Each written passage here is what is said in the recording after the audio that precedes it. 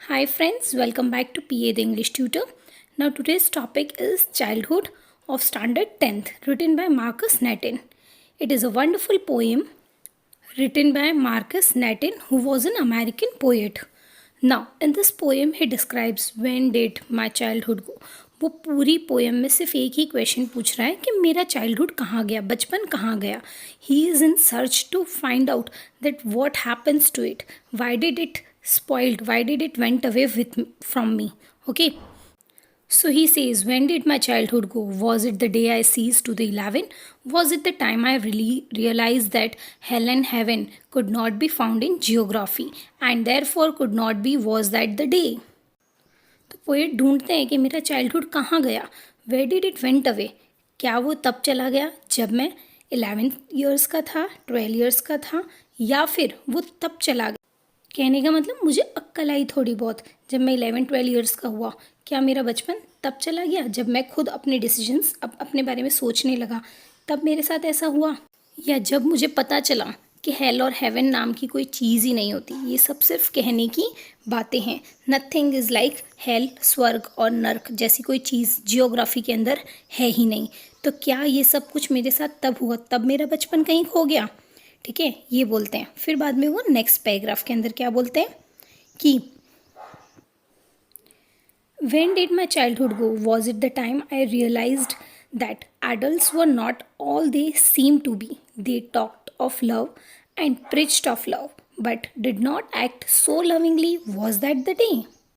अब पोएट वापस से पूछते हैं मेरा बचपन कहाँ चला गया. ओके, वो ढूंढ रहे हैं मेरा बचपन कहाँ चला गया.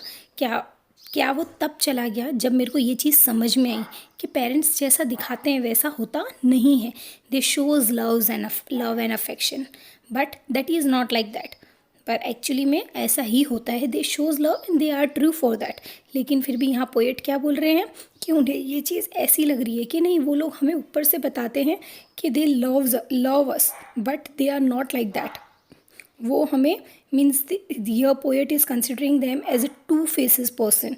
ओके, जो आगे से हमसे प्यार से बोलते हैं, लेकिन हमें ये चीज़ पता है कि अगर हमें किसी को अच्छा बनाना है, ओके, पॉटर को भी इवन अगर पॉट अच्छा बनाना होता है तो what he have to do, उसे अंदर से तो उसे मारना पड़ता है और बाहर से प्यार करता है.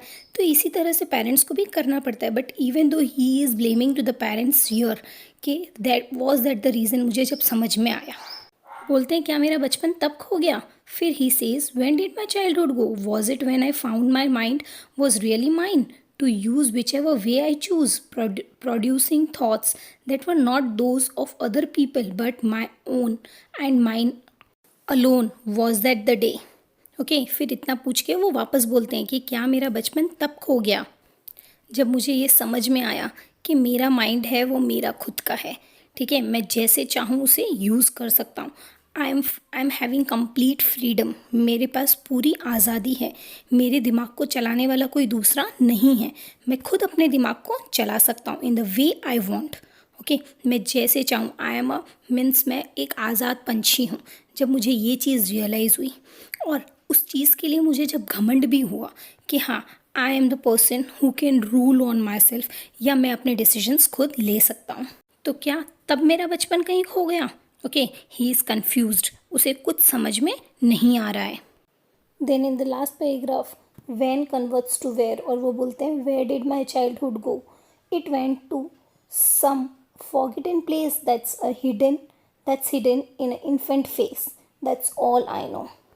तो वो बोलते हैं मुझे बस इतना समझ में आ रहा है, where did my childhood go, मेरा बचपन आखिर कहाँ गया, ऐसी जगह पे जहाँ पर हम वापस नहीं जा सकते. और वो क्या है, इन्फेंट फेस. आज भी मैं किसी बच्चे के फेस में देखता हूँ तो मुझे लगता है कि मेरा बचपन कहीं खो गया है, और वो मेरा बचपन यहीं गया है, यहीं कहीं खो गया है. Okay, now let's look at the figure of speech used in this poem.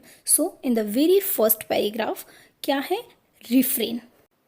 मतलब जब हम क्वेश्चन पूछते हैं when, okay, here when is used, इसलिए क्या हो गया, refrain. फिर क्या है, anaphora. anaphora मतलब you can see within 2 lines first word is same, was.